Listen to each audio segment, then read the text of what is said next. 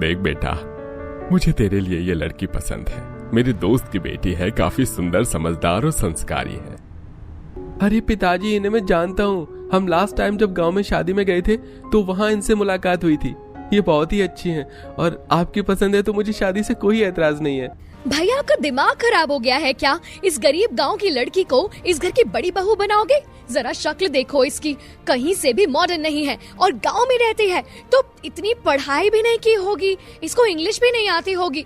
आपका और इसका कोई मेल ही नहीं है। इस घर में भाभी आएगी तो सिर्फ मॉडर्न भाभी आएगी। तेरा दिमाग खराब है क्या? पिताजी इसे अच्छे से जानते हैं, मुझे भी पता है ये कितनी अच्छी लड़की है। और इंग्लिश और मॉडर्न का मुझे क्या करना है? लड़की घर संभालने वाली होनी चाहिए। जी, आपका दिमाग खराब हो गया है क्या? कोई भी तस्वीर मेरे बेटे को दिखा देते हो। बोल दिया ना श्रेया ने, इस घर में सिर्फ मॉडर्न भाभी आएगी इसकी।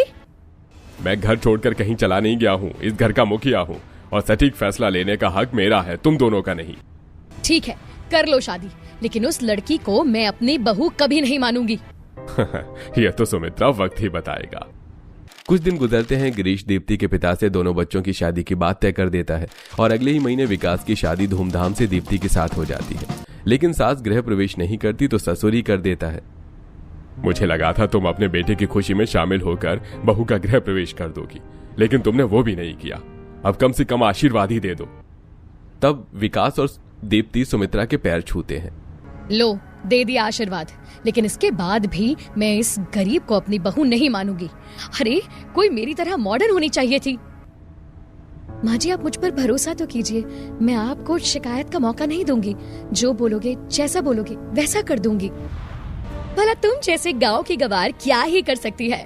मॉडर्न कपड़े पहन सकती हो, मॉडर्न डिश बना सकती हो, इंग्लिश में बात कर सकती हो।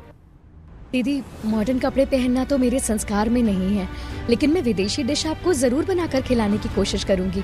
और रही इंग्लिश की बात, तो इसकी क्या जरूरत है? जब दीदी आपका मेरा दिल से रिश्ता बन जाएगा तो ऐसी लैंग्वेज की जरूरत नहीं पड़ेगी। ओह, अपनी चिकनी चुपड़ी बातें बंद करो। तुम्हारे पास से गोबर की मिट्टी की बू आती है। श्रेया, मैं अपनी पत्नी के बारे में एक और लफ्ज नहीं सुनूंगा। भैया, ये इस घर की बहू नहीं, इस घर की नौकरानी लग रही है। कोई बात नहीं विकास जी, मुझे भरोसा है धीरे धीरे सब कुछ ठीक हो जाएगा। जाओ बहू, आराम करो। तब दोनों आराम करने अपने कमरे में चले जाते हैं। अगले दिन बहू जल्दी उठकर घर की सफाई कर लेती है और पूजा करके पहली रसोई का खाना बनाकर सबको खिलाती है। वाह बहू, तुमने बहुत स्वादिष्ट खाना बनाया है। यह लौकी का हलवा खाकर तो बचपन की याद आ गई।